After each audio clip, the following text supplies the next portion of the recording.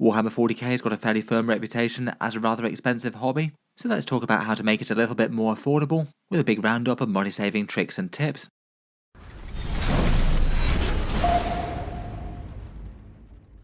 Hello and welcome back to Auspex Tactics, where today we're talking through a whole bunch of ways in which Warhammer could be collected a little bit cheaper, a pretty common problem that people have with it, as it does have a reputation of being a rather expensive hobby, when you could be paying $40 for a single plastic miniature, along with rules and all the support and products that come with it. In this video I thought I'd just do a really big roundup of a whole bunch of ideas for saving money on 40k collecting, going over as much as I can in the time, some of which will be fairly familiar territory to plenty of people watching the channel, though hopefully there'll be a few other new ideas as well. Launching straight in with it, let's start with the basics. And Games Workshop have their system where they charge full price for their items on their own web store, and then have third-party retailers who they officially work with around the world, and they tend to have the same miniatures for somewhere around 10 to 21% off, depending on your location. The majority of Warhammer purchases these days are made through these third-party retailers as opposed to Games Workshop stores, and if you're looking to economise in Warhammer 40k, that's one of the most basic no-brainer decisions. Sometimes the stores might have lower supply of certain things, particularly Games Workshop's limited run Battle Force box sets often tend to be dispensed to them in kind of miserly supply. But for the vast majority of regular range things, they're likely the go-to, as you're basically literally getting the same thing but cheaper.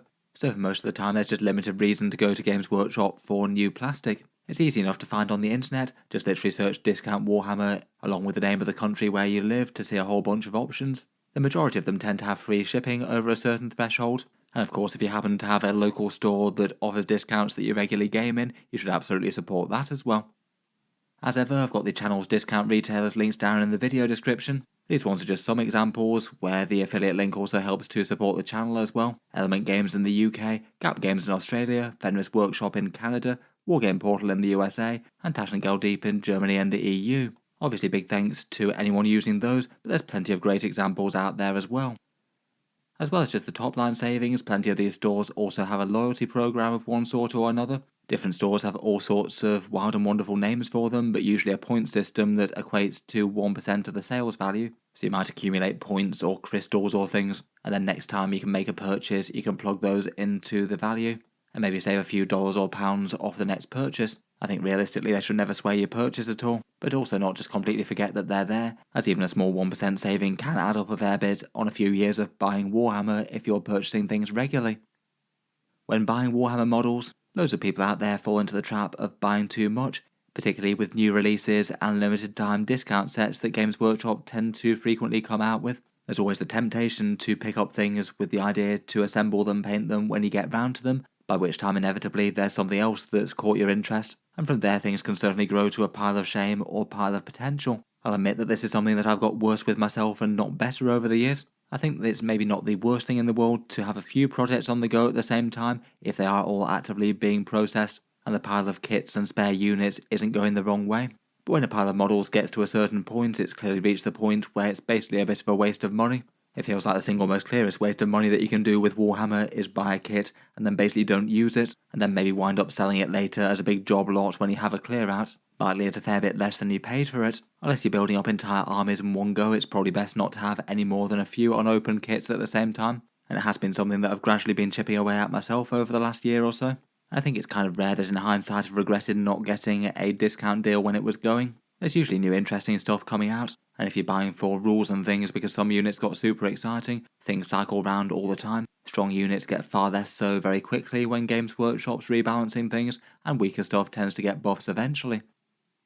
For one of the more obvious and direct sources of Games Workshop discounts as well, there's their actual direct discount sets, most notably the Combat Patrol box sets as the ones that tend to stick around for the long term. Their current price tag is £100, €130 or $168, and they tend to be in ready supply at the discount retailers as well. So generally things like Combat Patrols bought via discount retailers tend to be some of the better deals on getting a bunch of Warhammer models on the table for cheaper.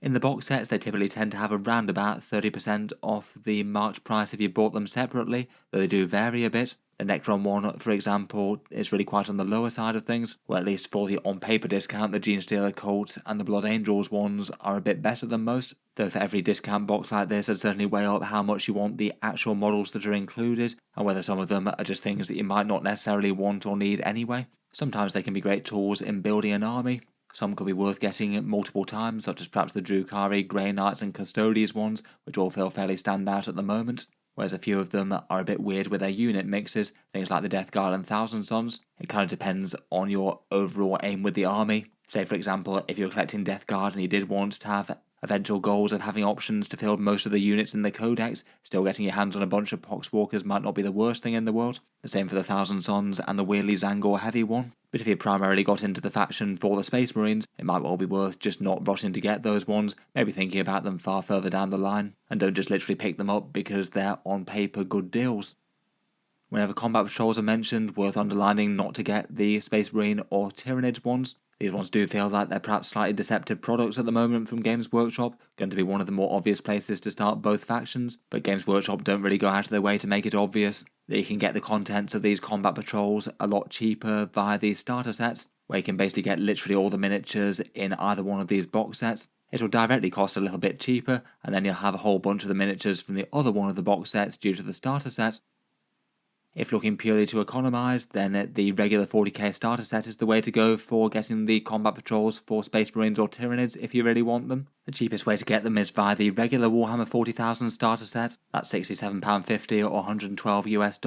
So you basically can get that plus the extra miniatures that aren't included, either the Barb Gaunts or the Terminator Librarian. And that's the way to get your hands on either one of those combat patrols cheaper plus the other half of the box. You could also consider the Ultimate Starter Set as well, if you'd value a mini rulebook and some terrain as well. Personally, I feel like the better deal on paper is the smaller 40,000 box set, but if you're new to the game and want some terrain bits, the bigger one could be handy enough, though there's loads of other places to get terrain, of course. The very best deals in Warhammer 40k tend to come at the start of the edition. For 10th edition, that was the Leviathan box, and Games Workshop made absolutely tons of these, so there's still a few around on the second-hand market.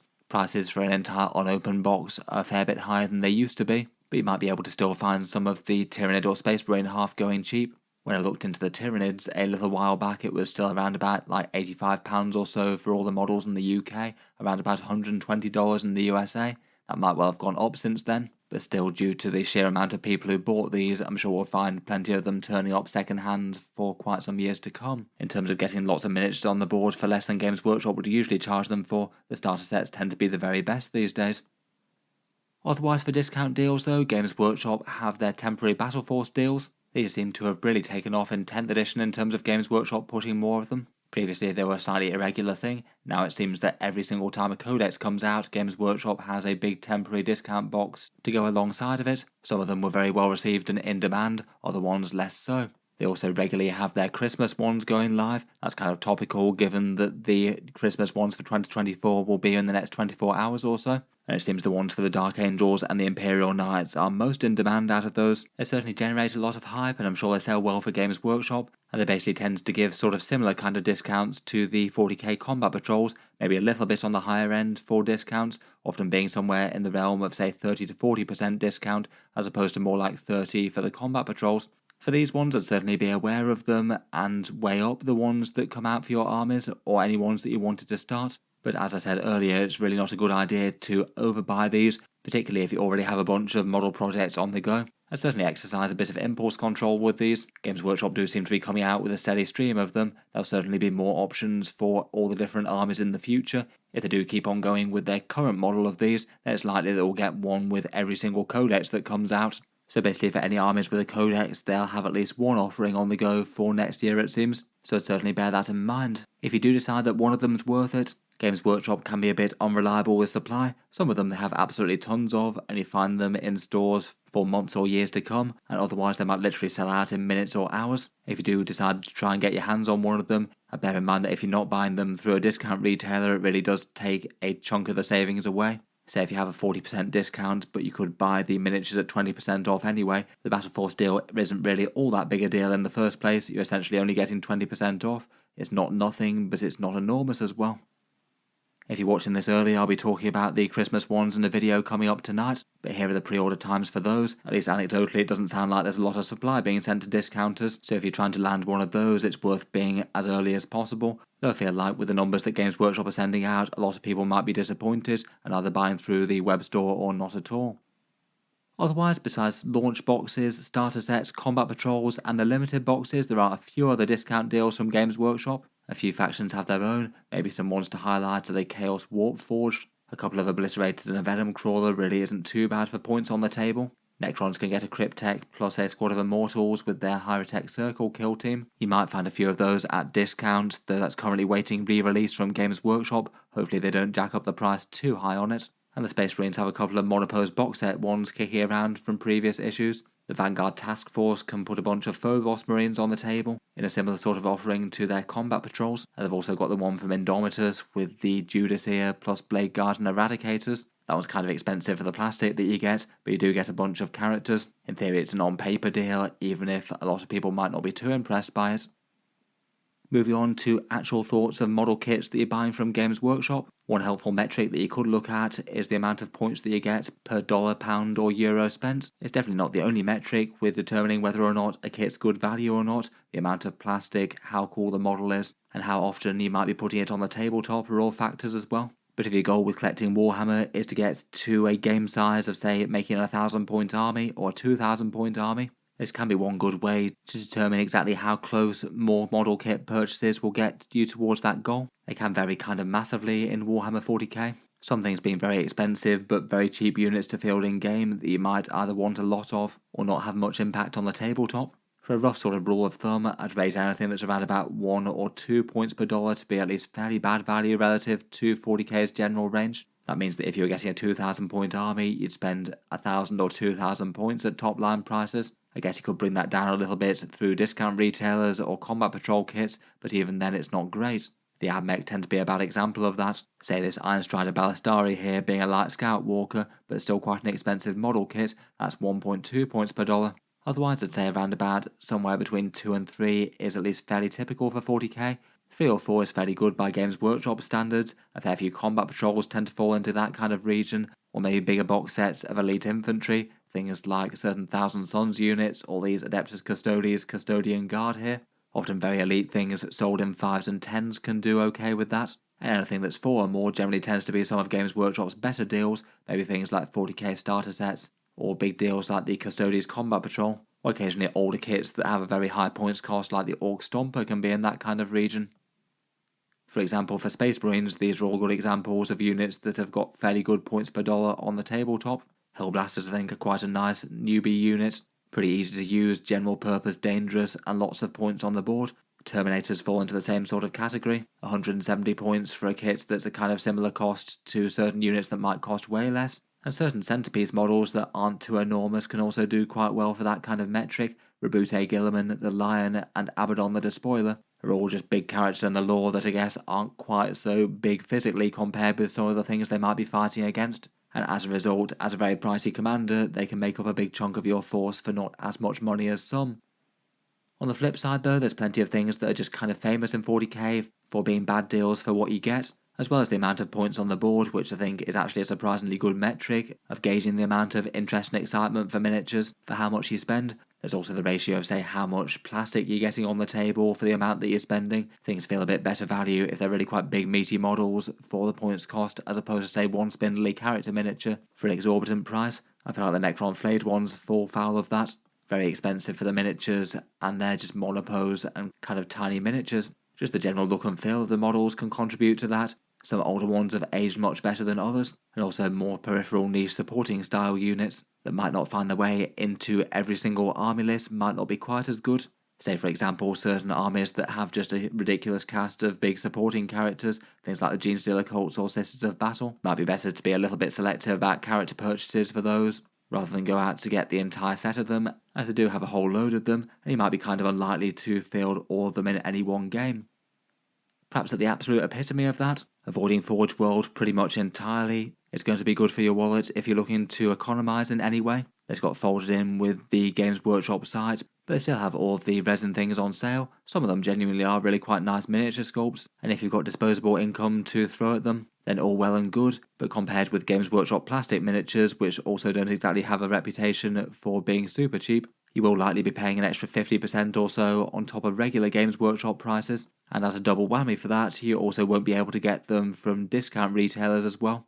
So that's another 15 to 20% on top of that. I personally only really be tempted by Forge World miniatures if there was something that I really liked as a massive treat, and I wouldn't go buying them regularly whatsoever. For more general purpose things, I'd be far more tempted to go for things like 3D printed near proxies, where for certain armies with notable Forge World ranges like say the Adeptus Custodes, there tend to be a lot of industrious people making near proxies for miniatures that look fairly similar but are legally distinct, as the difference between Forge World prices and those can be kind of astronomical.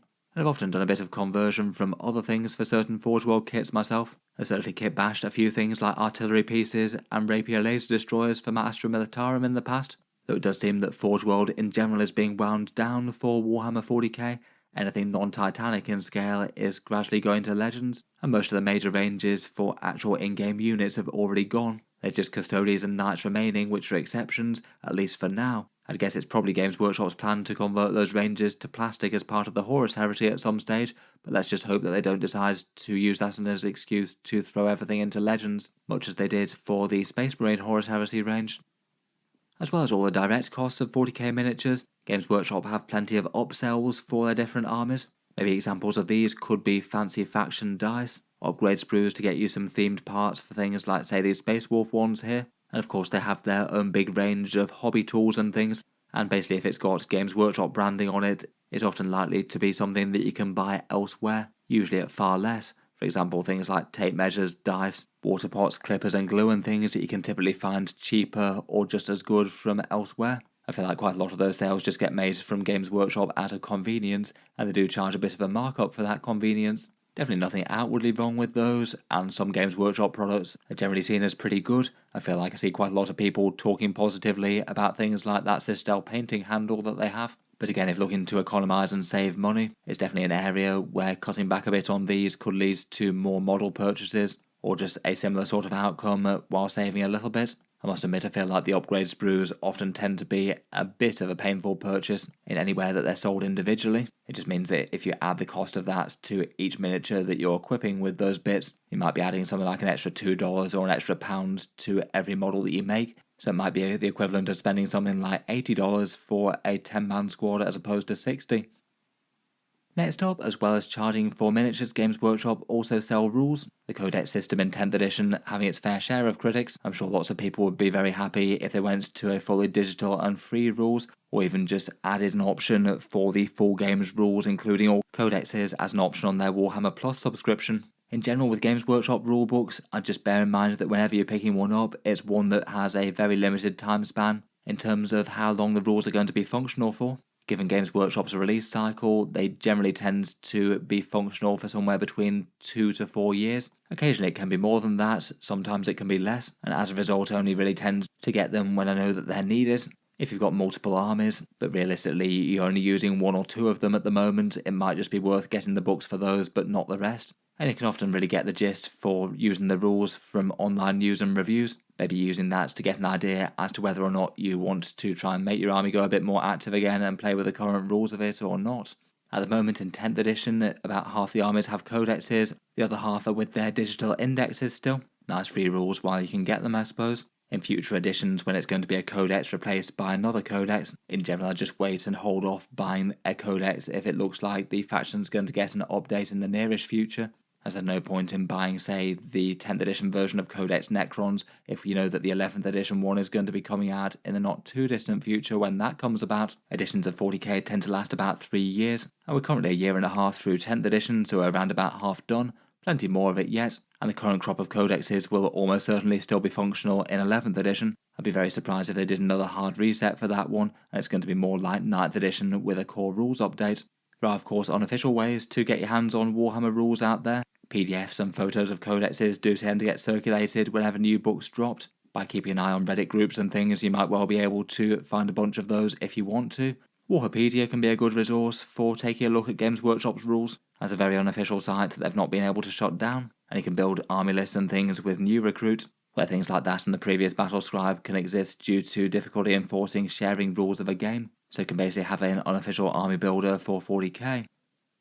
When a codex looks like it's about to reach the end of its life cycle, like say you had the Tyrannid Codex, and then in 11th edition, when the book hasn't been formally announced yet, but it looks like there's a good chance the update will be soon. You could consider reselling the codex a little bit early, and you might be able to recoup a little bit of value from it, as the value tends to drop a fair bit after the new books come out. Not everyone likes to do that, of course. Some people quite enjoy having a little library of old codexes for their chosen faction sat on their bookshelf, but given 40k rules tend to be a bit of a rolling subscription, it's not the worst.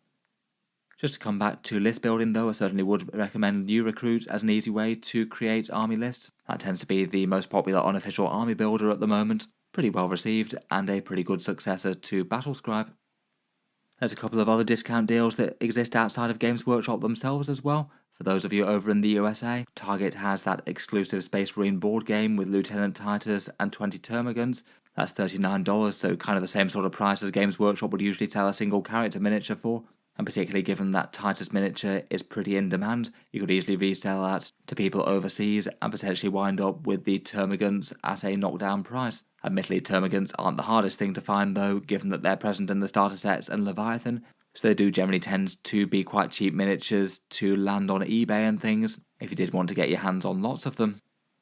Some places in the USA might also have the Combat Arena Lair of the Beast set. That's another Target one which I believe isn't in quite as big circulation right now. If you do happen to see copies of that going around though, then it's really quite a valuable set currently. It's got a whole collection of the Blackstone Fortress miniatures, but notably there's now 3 of them with that Navigator and the 2 Ministorum Priests that Games Workshop are now selling as fully fledged character miniatures in their own right, so in theory at Games Workshop prices between the price of those 3, never mind the rest of the box, the contents can be resold for many times the cost of the thing.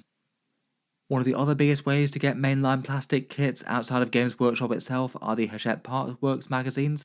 They seem to do one of these per edition of the game. We had Warhammer Conquest and then Warhammer Imperium for 8th and 9th edition. Now we've got Warhammer Combat Patrol, the one that, as the name would suggest, goes through 8 different Combat Patrol box sets plus some bonus units, turning up in magazine issues once a week and with a monthly delivery if you subscribe from Hachette themselves. It's currently out in the UK, it likely will be coming to a whole bunch of other countries around the world in 2025, including the USA. A lot of the places with the most Warhammer collectors did get it, though not everywhere. The whole run does in theory offer an okay discount on buying everything separately, though personally I wouldn't really go approaching that for a value saving, just because you'll wind up with models that no one Warhammer collector would generally have bought individually. Typically when you're collecting armies, most people tend to go for just say 1 or 2 armies, maybe branching out into more later, as opposed to starting out by collecting like 8 different random small forces. I'd say if you're going for the whole run, it's more for the sort of entertainment factor, as opposed to trying to cut costs in any way. What can be useful though is that certain issues can stock certain Warhammer units at far cheaper than Games Workshop's normal prices, so it's worth just keeping an eye on the run of the magazine where you are, as every so often it'll mean that certain units will be available to get a lot cheaper if you can find one of the copies of them, and even if not, you might still be able to buy them a little bit cheaper, say if their price starts to go down on eBay when there's loads of copies of them on the market. I did a full roundup of the run of the magazine in a recent video. I'll try and remember to link that one down in the video description. But basically quite a lot of the magazines can be very worth it for getting discounts on certain miniatures. The most standout ones are things like the Space Marine Captain and Prime one that is the first issue, the Von Ryan's Leapers one that's the second one, the Terminator Librarian and the Barb Gaunts, and then still to come in the UK, some of the best ones look like an Eldari Wraith Lord and Wraith Guard, Ironhair Hearthguard for £10 rather than $40, Atalan Jackals for the same, an Orc Boomdacker Snazwacken, Chaos Terminators, and the Chaplain and Bike that's coming kind of soon. Competition for these ones is going to be kind of fierce though. Some places have them up for pre-order, such as Forbidden Planet in the UK, though you might be able to request to order in certain copies if you've got local magazine sellers nearby. For the most part up to now I've been talking about new models from Games Workshop. I feel like a kind of massively underrated option is buying miniatures second hand. It might be kind of second nature to some people, but a lot of people just get put off by the idea of it. Perhaps partly seeing it as the making assembly of the plastic kit as just part of the general Warhammer experience, but might be writing off a very powerful tool to save a bit of money on an overall 40k collection. The second-hand market for models can vary a fair bit around the world. It depends on how many 40k collectors you have in your area and what the communities are for selling on certain platforms. In the UK, I've had the most experience and success with eBay myself. Quite nice just to have a general marketplace for people to list things and have them second hand, and there's enough volume that prices do tend to go down if any miniatures tend to be really quite oversupplied, such as say for example when they launch things like the Leviathan box. If you're just looking to add any one miniature or vehicle to your army, it's well worth a look. Depending on the quality or the demand for the item, you might well be landing things at around about 50 to 70% of retail price, though it can be a bit variable. Certain things that are in very good quality and quite high demand and rare to be sold might often be sold for almost the same price as retail, at least once you've accounted for shipping. Often with pre-owned stuff, I feel like some of the best deals that you can find often tend to be in sort of job lots for an army, where they're selling one collection of miniatures together because they can't be bothered to break them up into individual listings, and they just have a fair bit of saving because in reality most people wouldn't have gone out to buy that random collection of miniatures, and they might have things that they don't like about it. But as a result, if you just want to acquire a whole bunch of models to get towards an army, that can be one of the cheapest and most efficient ways.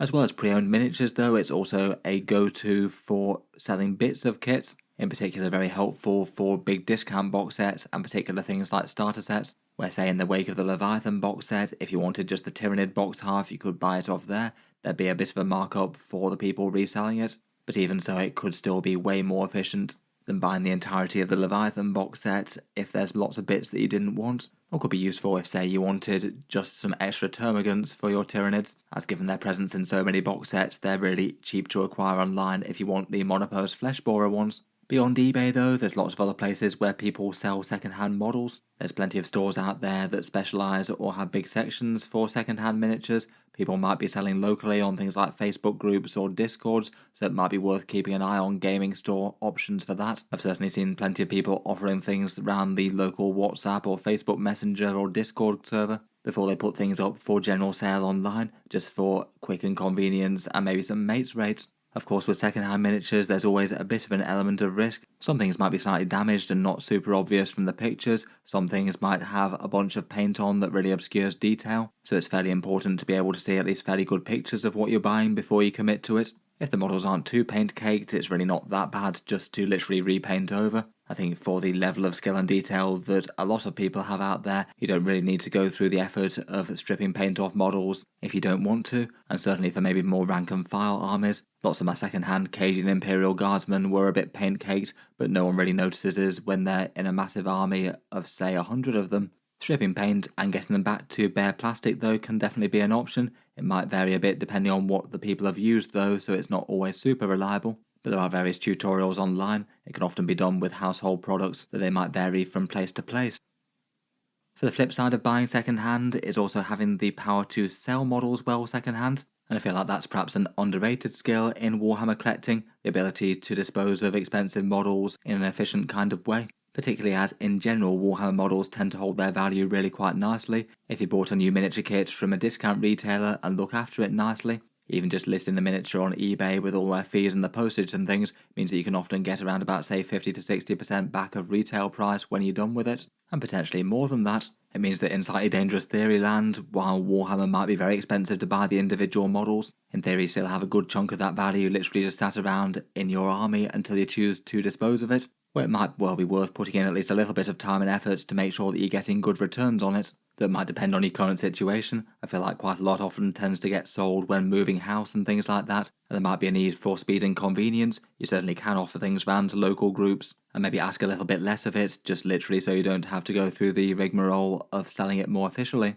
There's lots of good applications for it though, selling entire armies or collections when you're sure that you're done with them. Perhaps selling parts of discount kits that you don't want or need. Maybe there's a new one out for your faction, but you already have 2 copies of that unit and you really don't want another one.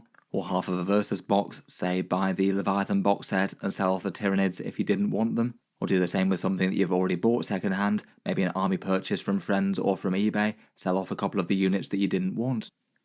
In general, from eBay in the UK, if you want to maximise returns, I'd typically sell as individual units rather than a full army. It will generally be a bit more effort, but generally will add a little bit more money if that's what you're going for. Search for the thing that you're trying to sell in sold items and to check what prices the miniatures that you are selling actually sell for on the second-hand market, and then probably list them at a buy it now price slightly above the more regular asking price for those miniatures. Leave it a week or so, and then gradually decrease the asking price for around about 5 or 10% until it sells. Drop the price slowly and then give chance for people to take a second look at it and buy if they want to before dropping further, just basically to give you the best chance of getting the best price for it, but also sell it at a somewhat reasonable time frame. For selling entire armies though, I certainly wouldn't be jumping to do so too fast, just because you could sell your entire collection and buy something different that appeals to you in the present. Doesn't necessarily mean it's always a good idea, and I'd probably have at least a fairly healthy resistance to that, unless the main attraction for you is the actual process of putting together the models and building the army as opposed to the end result. Certainly over my time collecting, I've seen a fair few people fully sell off their Warhammer armies and then wind up regretting it a bit later to varying levels. I certainly wouldn't tend to be put off by current game performance for the units. They often tend to change really quite quickly, and more so than ever in 10th edition. Say for example, just because Games Workshop doesn't like flyers and fortifications in 10th doesn't mean that that's going to hold true for the future. It can be kind of difficult as a decision though. You need to consider both about how you feel about the miniatures now, and plus your need for the money, the space and funds for other projects, but also how you'd feel about it maybe a few years down the line, with maybe a bit of self-knowledge. If you do repeatedly basically buy an army, resell it and buy a new one, and repeat that process several times over though, basically that will wind up costing you at least a chunk of the money each time you do so, plus all the cool hobby work that you've done in the meantime. And while you might have enjoyed the collecting process, you might be left with far less valuable models at the end of the day, compared with someone who just paced themselves a bit slower and collected sustainably and not sold their army to buy a new shiny thing. Somewhat related to the previous, probably worth underlining that chasing the meta can be really quite costly. I think it's really not unreasonable to collect things that have at least some fun impact on the tabletop you think you're likely to use in games quite a bit, and can add some strength to an army now. Obviously paired with the main thing, which should be the look and feel of the models and how much you like seeing them on the tabletop. I think it's really best not worth taking that to extremes though. If a new unit suddenly gets good for your faction, I'd think twice before going out to immediately buy 3 copies to spam it maximally. Maybe things like Orc Mega Knobs just after their codex dropped could be a good example. A datasheet that was just kind of obscenely strong once it first launched in a whole bunch of Orc lists. And of course Games Workshop just nerfed it hard in the next balance update. It dropped directly from being kind of overpowered to fairly weak, though at least they're now a lot more playable than they were before again. Really finally chasing the meta and scrambling to get together each new tournament list once the next update comes and things inevitably change around once more can definitely be a bit of a costly process. Different factions can rise and fall to the top and bottom of 40k, and even within those armies an entirely different list could be the best thing one day and something entirely different could be the way to go in a few months' time. And if you just go too heavy on those purchases, you'll wind up buying a whole load of things that you maybe don't care for quite so much, and perhaps wind up with a whole contingent of slightly weird skew units that were the best things since sliced bread once upon a time. For most people, I think it's just far more sensible to maybe have a bit more emphasis on collecting a diversity of units and doing so sustainably. Maybe nothing wrong with adding a copy of the latest meta thing to your army when its time comes around and you like the model anyway. But if that unit suddenly gets nerfed, it means that one of the units of your army isn't quite as good as it was before, as opposed to 3 of them if you'd hyperfixated on that one. It's possible to combat 40k's ever-changing rules with a bit of hobbying as well. For certain units out there in 40k, magnets can be absolutely well worth it if you can take the time and learn the process, and it can make certain miniatures far more resilient to additions and rule changes, where your army might have the appropriate units that it really wants to run right and ready to go when a new codex comes around. It's certainly something I've used in a fairly big way for certain models in my collection. Lots of kits have multiple different weapon options or different bits that can make them into one unit or another. Some of them, like smaller infantry, are realistically a bit too small and fiddly to bother with, but maybe ideal things to magnetize are things that have very big and chunky vehicles with supports and things, and maybe sort of slightly modular weapons that can be swapped in and out in hard points. The Astra Militarum Lehman Rosses could be a good example of that. It's possible to fully magnetize those to be able to do all the weapon options and even take the sponsons on and off with some magnets concealed inside the tracks like I did with this guy. Tau battlesuits are also one that's pretty much ideally suited for this.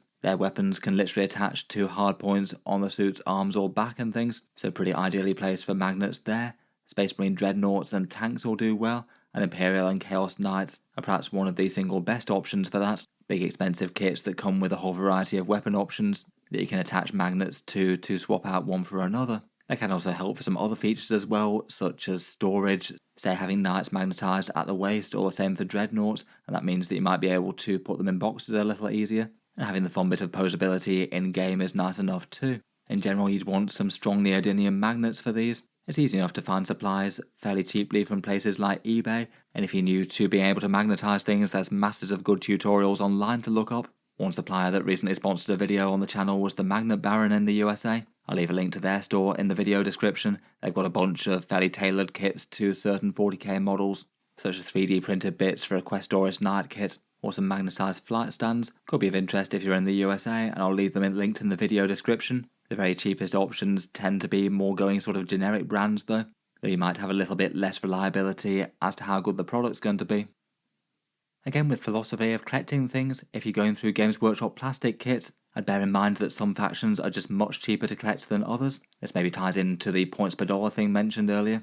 But if you say wanted a 1,000 point or 2,000 point army of any one force, some armies will just be a lot cheaper to put that on the table. Noted for their expense at the moment, we've got the Adeptus Mechanicus, the Astra Militarum, the Genestealer Cults, Adeptus Auroritas, Orcs and Tau Empire. If you go directly with Games Workshop plastic kits only, all of those are going to cost you far more than the average faction in 40k. And then for a few armies at the cheaper end of the spectrum, it generally tends to be the most elite things out there, so Adeptus Custodes and Grey Knights, regular Space Marines in no small parts due to launch boxes, starter sets, and having more combat patrols than most, Imperial Knights and Chaos Knights, which have both okay points per dollar, plus you don't really need all that many miniatures to basically have every sort of knight ready to go in a whole bunch of combinations. Maybe certain armies like Thousand Sons, a lot of their units tend to be quite elite and have a lot of points per the miniature kits that you buy.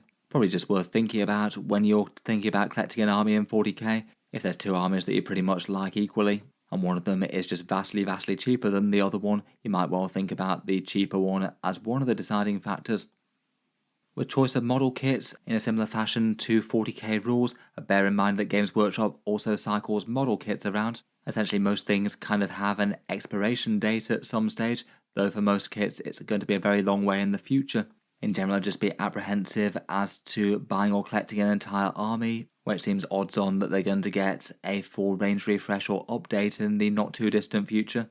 As when you get a big range reinterpretation like that, such as we've had for the Blood Angels this year, there's a good chance that certain things fall by the wayside and Games Workshop stops supporting properly and sending their rules to Legends. Or maybe they release an updated version of the unit, but it doesn't really quite map onto the old one, say with things like the Deathwing losing their Terminator Command Squad. The biggest and most obvious one of these is certainly Firstborn Space Marines right now. Over the last 7 years or so, Games Workshop have been gradually updating the Space Marine range. At first just updating character miniatures from Firstborn to Primaris and releasing Primaris models alongside the Space Marine range, but in 10th edition they've started retiring Firstborn kits that have been around for a very long time. Things like Tactical Squads, Devastators and the rest of the non-Primaris vehicles look like they could be kind of at risk for going away at the start of 11th edition. Plus a whole bunch of chapter specific stuff out there, things like the Wolfguard Terminators for Space Wolves perhaps, Ravenwing Black Knights, and perhaps things like the entire Grey Knight range at some stage. That one seems to be odds on for a mass redo at some stage or sooner or later,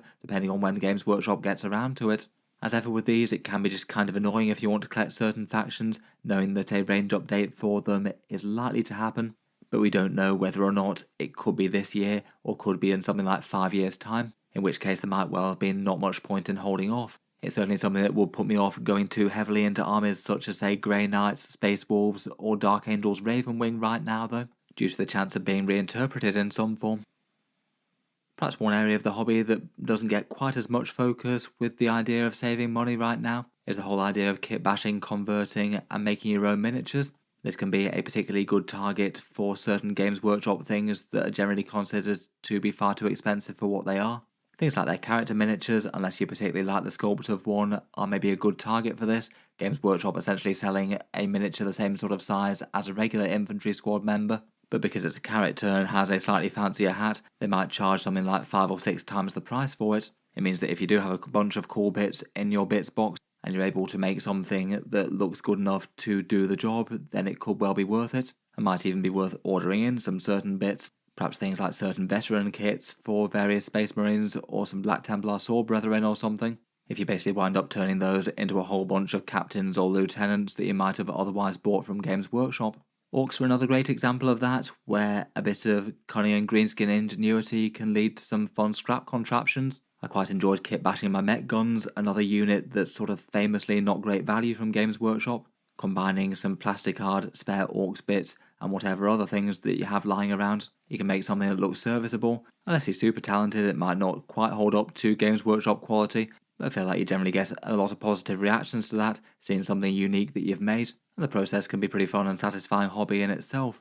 There's plenty of other things that lend themselves to it though, say Catan shards, which can be very freeform and take different forms in the lore. I've seen a bunch of wild and wonderful ones that people have made for those. Perhaps Necron flayed ones, where you could try and make something work out of warriors, and as mentioned can be quite nice for certain Forge World things. Maybe smaller units and characters doing a bit better than great big tanks and things that might be a bit harder to replicate without some sort of great big crafted 3D printed design. As mentioned, some kits can just be super helpful for that, say for example the Sisters of Battle Novitiate squad. I feel like I at least semi-regularly hear people kitbashing and converting all those relic parts into various different Sisters characters. There's certainly ones that can be pretty appropriate for units like the Dialogus and the Imagifier with the great big standards, plus lots of relic weapons that you could use to represent Canonesses or Palatines. In general though, to give you the best chance of being able to do kitbashes and conversions like that, I'd absolutely have a system for keeping the spare bits from the kits that you build, particularly any spare parts and components that are particularly interesting, as if you need to assemble something in a pinch, you might have a seriously good amount of options to be able to do so. One of the last things that I did to that extent was to get together some little gun turrets to go with some Tempestus Aquilon proxies and make something suitable to represent those servo sentries on the board. For one slightly different way to get your hands on some plastic kits and things, if you have a bit of spare time to be able to do some entries and things, you could keep your eyes open for any giveaways that might be going, anything that you can enter for free. Games Workshop themselves do their own promos, often involving signing up to their newsletter. They seem to regularly hold giveaway things to promote people to do that. I guess generally seen as worth it to them, as essentially it means that you're receiving a whole bunch of marketing emails from them. If you can put up with a bit of spam though, they often have some interesting ones going around. I believe they have an upcoming one with the Red Gobbo, and seeing where he is appearing in their Christmas countdown thing each week, they tend to have regular ones coming too. Content creators often have their own. Quite a few people are doing various sorts here on YouTube fairly regularly. I do have a monthly giveaway myself that can be entered completely for free on Facebook. The giveaway post appearing on the first of the month on the Auspex Tactics Facebook page, and then drawn with a random number generator between that and the Patreon entries for the people who choose to support me as a creator there. If literally just looking to save money and nothing else though, then obviously the free entries are better. The only real downside being time invested, and maybe a bit of spam if you signed up to the Games Workshop newsletter, plus perhaps the temptation to buy new shiny things when they show them to you. In any case, on that line, for the channel's giveaway for December, it'll be a custom army one for 40k. And as ever, there'll be free entries on Facebook and the Patreon entries equally. I'll talk through this one a little bit more at the end of the video though. I've been going through the video with the general premise that you want to start full fat Warhammer 40k, though certainly bear in mind that there's plenty of other games out there, both within things that Games Workshop sell that will be a lot cheaper to play versus 40k, and also loads of things out there from other providers which are almost invariably cheaper than Games Workshop's offerings. To be kind of obvious though, if you'd be equally happy with a skirmish style game, then a Kill Team or Necromunda could be a good way to scratch that grimdark itch, but needing far less of a buy-in in terms of the miniatures that you play with. Only needing like 10 or so models on the board means that even Games Workshop can't charge that much for them, even if they have upped the price on them slightly in the new edition of the game. If playing 40k, you could just consider Combat Patrol as a jumping off point, or maybe have the more standard style games that you play as more sort of 1,000 point ones. If you're more willing to do that as a play group, then it might mean that you're not all scrambling to spend loads of money to build up your armies to 2,000 points. Obviously that doesn't necessarily help if you do want to play Warhammer 40k and go up to say a 2,000 point game that you could play in tournaments or whatever, but arguably you could get a bit more foreign engagement for the amount of money that you might spend at these skirmish level games, and could be a way to get into 40k initially, getting those and painting them up, and then deciding if you want to expand your forces into a full army after you've got a bunch of miniatures and played lots of games at this level.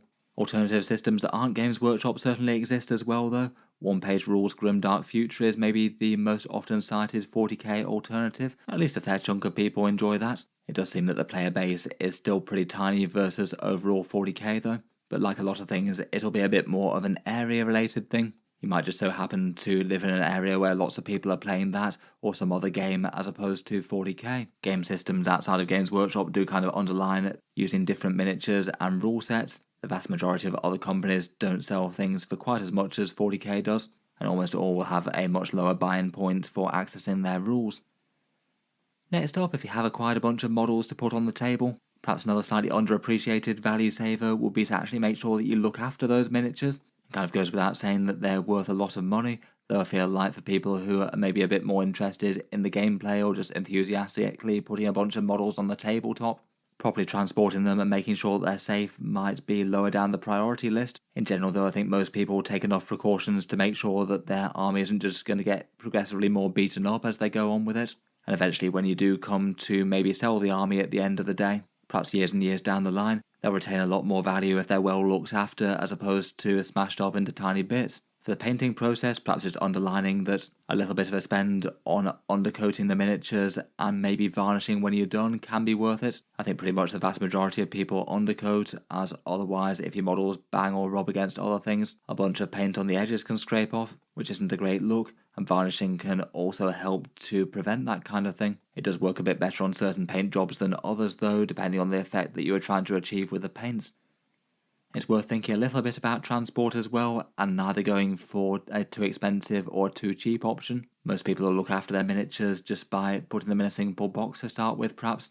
Maybe less of a factor to make sure they're super well looked after if they're fairly sturdy and the paint job's not at too much risk of getting scraped. Definitely works better for certain things like maybe Space Marines versus Spindly, Eldari or Admech.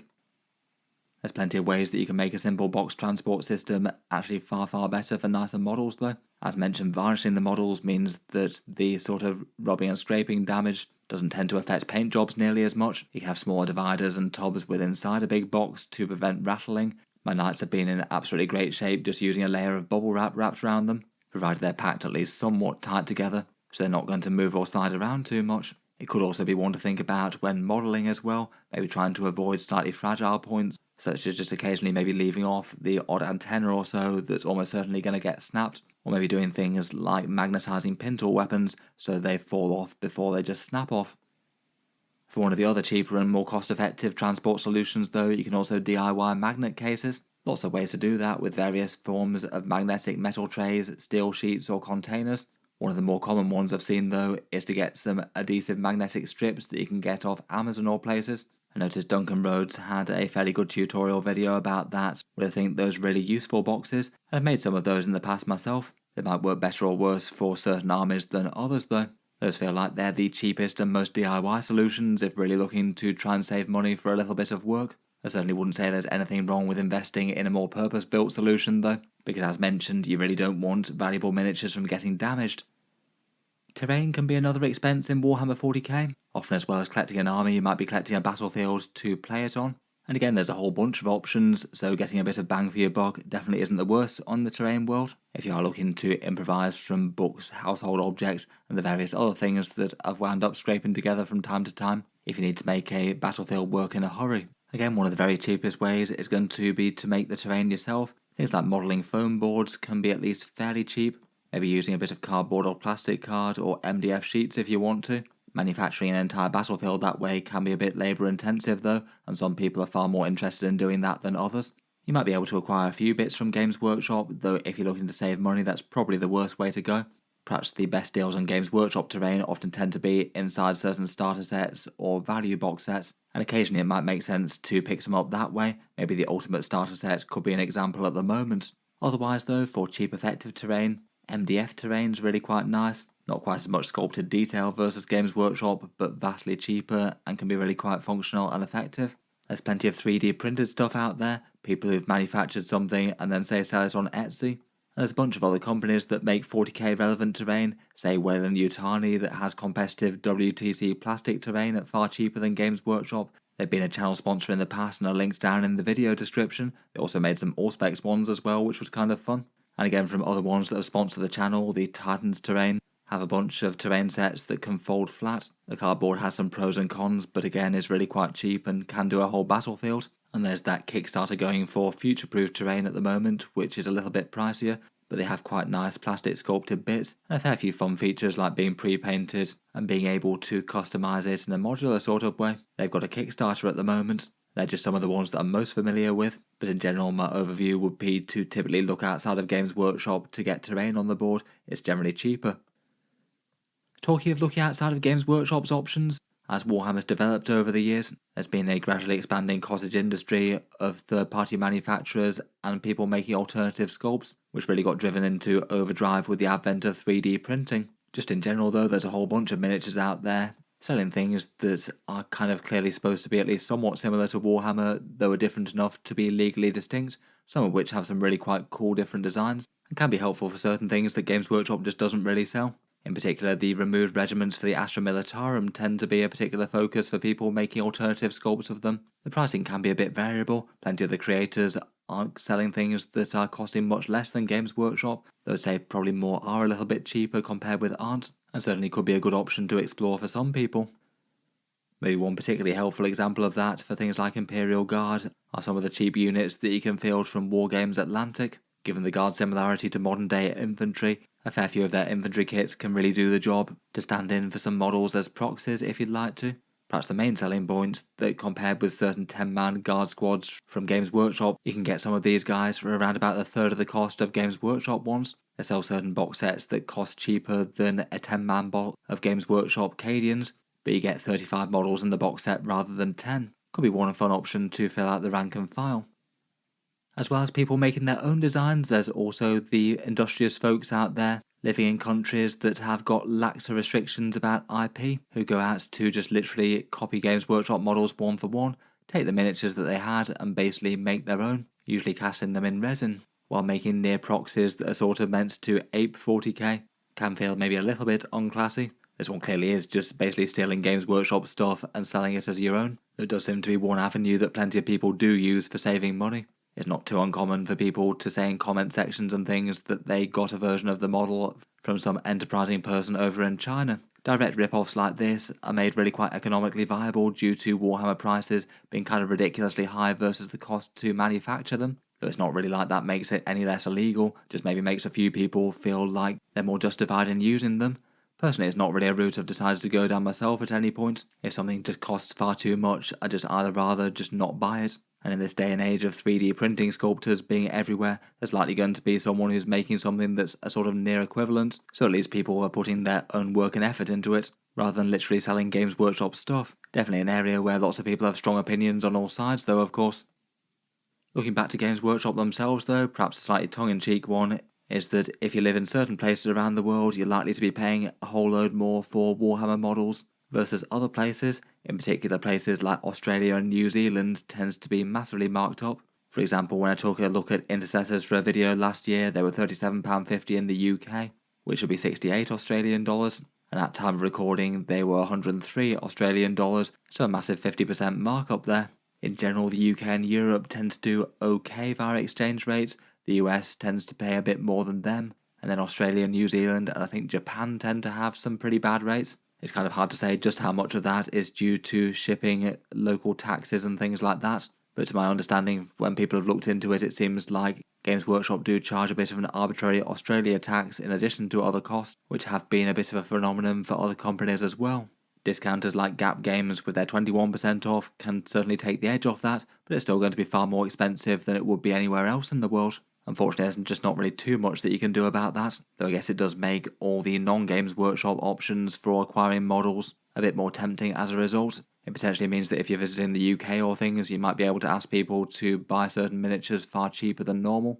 But in general, it's not very easy to buy things from overseas. Games Workshop keeps the majority of their things locked to certain regions, so you can't have sellers in the UK sell to Australia, for example. Finally, last but by no means least, I thought we'd tackle 3D printing. Quite a big subject in its own right, and something that's grown up massively over the past few years. When I did a poll on the channel last, quite a good proportion of hobbyists professed to owning a 3D printer, or at least using some 3D printed components in some capacity. I think it was something to the tune of around about 30% or so of people owning one, which is more than I might have guessed. The numbers kind of speak for themselves when you're weighing up the cost of one of these things and being able to manufacture your own miniatures with various different third-party designs out there. Say something like £120 to £500 in the UK depending on the model, or something like $150 to $600 US. And then after that, if you're printing some sort of equivalents that you might be able to use in Warhammer 40k, the theoretical saving could add up to very quickly justify the cost. It's definitely not a hobby for literally everyone though. It needs a safe, well-ventilated room away from any resin fumes to make sure that you're not inhaling them. There can be an element of time and troubleshooting involved, which for some people really isn't a big factor, but for others can make it into a bit of a nightmare, with loads of failed prints and frustration. Plus, proxy miniatures aren't always 100% welcome in every location. Certainly Games Workshop stores and official events don't allow 3D printed proxies that other companies are selling. If you do go down the route though, it can open a door to a whole bunch of other cool miniatures out there. Say for example, if you were collecting Tyranids, a whole bunch of creators have made their own various different takes on things that are sort of adjacent to it, such as alien hives by one-page rules, or the rather fun Iron Hive range of the Maker's Cult. Definitely going down their own designs, but also keeping things close enough to certain models in the Games Workshop range where you could run them one for one.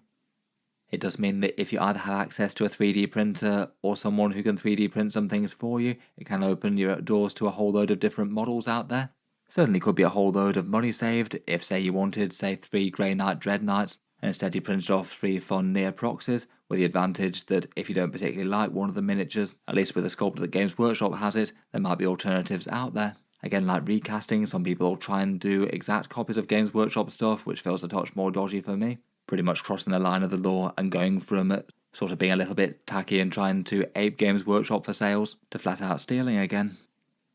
Beyond just miniatures though, it can be good for themed upgrades, maybe printing off some extra weapons for Imperial Knights or Crisis suits or similar, or adding theme to a bunch of factions, maybe making some Space Mongol heads if you wanted that for some White Scars, maybe some themed chapter icons or head swaps, or perhaps even stretching kits, maybe printing off a whole bunch of legs of one sort or another to work with some inquisitorial agents to make the most out of the rest of the bits in that. Plenty of other great uses as well, things like terrain, maybe FDM could be a better source for that as opposed to the resin printers used for miniatures, fun textures bases, or maybe some gaming accessories such as custom counters and objective markers. On top of that, you don't necessarily need to own the printer yourself, you might well be able to commission other people to print for you, or perhaps have a friend willing to do it for mates rates. Both of those are likely going to lessen any value saving, but might be a good way to access the technology if you don't have either the space or the time to run one at home. I feel like definitely not everyone needs one, and not everyone's going to be interested. Some people just enjoy their plastic kits. Though if you were thinking about jumping into it as a hobby, then Black Friday deals often tend to be one of the best times to pick one up. I'll leave the link to Elegoo's ones in the video description, as they've partnered with the channel a bit in the past, and I'm a bit more familiar with their range than most. For their ranges, the Mars and the Saturn ones tends to be really quite good starter printers, the Mars one just being a little bit smaller than the Saturn, though both work great. They've got discount deals on their site in the sort of mid-20s. I'm sure that all the other good makers of 3D printers will also have their Black Friday deals in progress too, so it could just be worth taking a look and shopping around a bit in the coming few weeks if you were wanting to pick one of them up. As mentioned earlier though, I'd certainly bear in mind that you need to have somewhere safe to run it that's ventilated and you're not going to be breathing in all the fumes, and treat the resin very carefully as it is dangerous. In any case though, that wound up being a slightly bigger video project than I'd anticipated. Hope at least some of that might have been useful and might have saved you a little bit of money in getting model soldiers on the tabletop in one way or another. As always, I look forward to hearing all your thoughts and feedback down in the comments. What ways have you found best to economise on getting models on the tabletop? As always, I look forward to hearing your thoughts and opinions. Finally, seeing as I mentioned it earlier, I'll just cycle back to the channel's December giveaway, which can be entered completely for free via Facebook. This one's going to be quite a big one to round off the year, with 4 winners to get basically a custom 40k army of their choosing. You can have a budget of £300 or $500 worth of Games Workshop web store things, which hopefully should be a nice way to get a bunch of reinforcements for an army or start a new one from scratch. As ever with the channel giveaways, there's 2 equal ways to enter, links down in the video description. Either you can support the channel on Patreon for any amount if you have got some good value out of my videos. That gets you automatic entry each and every month, plus a few other benefits on the Patreon page. Or you can enter completely for free, and you do that via social media and boosting the algorithms. To do that, subscribe to the YouTube channel and like the Facebook page, and then after you've done those 2 things, you enter the draw on the 1st of December via the Facebook post. A giveaway post appears at midnight UK time, and then respond to that within the next 24 hours with a photo of any 40k mini or imagery, along with your name and the date handwritten within the same photo, the last bit just to deter Facebook bots and spammers and make sure that things go to real people. After the 24 hours on the giveaway post is up, I do the draw with a random number generator, entering it everyone once each, regardless of which way they've entered, picking out the 4 winners, and they'll be contacted on the 4th of December after I've announced the results in the once monthly channel update video. The models will be posted out once I've received my orders of them. In any case, feel free to check out the Patreon or Facebook link down in the video description if you'd like to enter for that, and there'll be further similar giveaways each and every month. In any case, I'll leave that there for this one. Feel free to subscribe to Auspex Tactics if you'd like to see more like this. I do tend to keep the 40k videos coming most days. And finally, for those who'd like to support the Patreon page, there's a few other things besides giveaways, seeing certain videos early, regular votes to see what sort of things come next on the channel, and automatic entry into the regular prize giveaways as mentioned, those happening once a month. In any case though, an absolutely massive thank you for listening, and I'll hope to see you guys next time.